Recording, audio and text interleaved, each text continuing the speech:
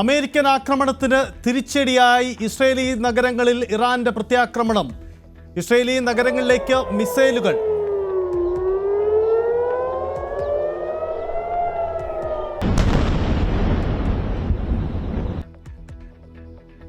Tell അവീവിലും ഹൈഫയിലും ആക്രമണങ്ങൾ. ശാശ്വതമായ പ്രത്യാഘാതം നേരിടേണ്ടി വരുമെന്നും ഇറാൻ. അമേരിക്ക ആക്രമിച്ചത് ഇറാനിയൻ ഭൂഗർഭ ആണവ കേന്ദ്രങ്ങൾ.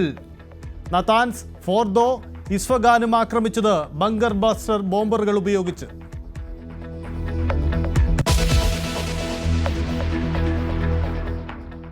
ഗവർണർക്കും രാജ്ഭവനും രൂക്ഷ വിമർശനം തുടർന്ന് വിദ്യാഭ്യാസ മന്ത്രി വി ശിവൻകുട്ടി.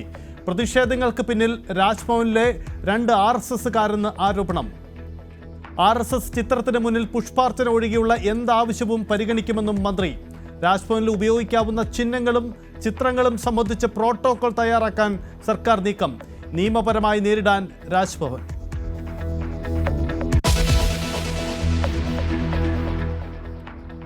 താരസംഘടന അമ്മയുടെ പഴയ ടീം തന്നെ തുടർന്നേക്കും. മോഹൻലാൽ പ്രസിഡന്റ് സ്ഥാനത്തേക്ക് തിരിച്ചെത്തും. വോട്ടെടുപ്പ് ഒഴിവാക്കി പുതിയ ഭാരവാഹികളെ തെരഞ്ഞെടുക്കാൻ ശ്രമം. സെക്രട്ടറി സ്ഥാനത്തേക്ക് ബാബുരാജിന് സാധ്യത. ലൊക്കേഷനുകളിൽ ലഹരി ഉപയോഗം തടയാനുള്ള പ്രൊഡ്യൂസേഴ്സ് അസോസിയേഷന്റെ കത്തും ചർച്ചയാകും.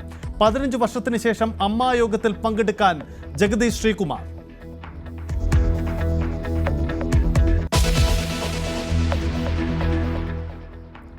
കണ്ണൂരിൽ SDPI സദാചാര വിചാരണയ്ക്ക് പിന്നാലെ യുവതി ജീവനൊടുക്കിയ സംഭവത്തിൽ കൂടുതൽ അറസ്റ്റിന് സാധ്യത. ആത്മഹത്യാക്കുറിപ്പ് ശരിവെച്ച് ഒപ്പമുണ്ടായിരുന്ന യുവാവിന്റെ മൊഴി.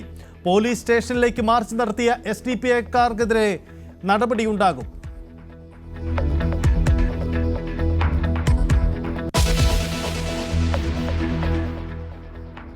തിരുവനന്തപുരം മണ്ണന്തലയിൽ സഹോദരിയെ തല്ലിക്കൊന്ന സംഭവത്തിൽ ഊർജിതമായ അന്വേഷണത്തിന് പോലീസ്. കൊലയാളിയായ സഹോദരനെ വിശദമായി ചോദ്യം ചെയ്യും. സുഹൃത്തിന്റെ പങ്കും അന്വേഷിക്കുന്നു. പോത്തൻകോട് സ്വദേശി ഷഹീനയെ സഹോദരൻ ഷംസാദും കൂട്ടുകാരൻ വിശാഖും തല്ലിക്കൊന്നത് ഇന്നലെ വൈകിട്ട്.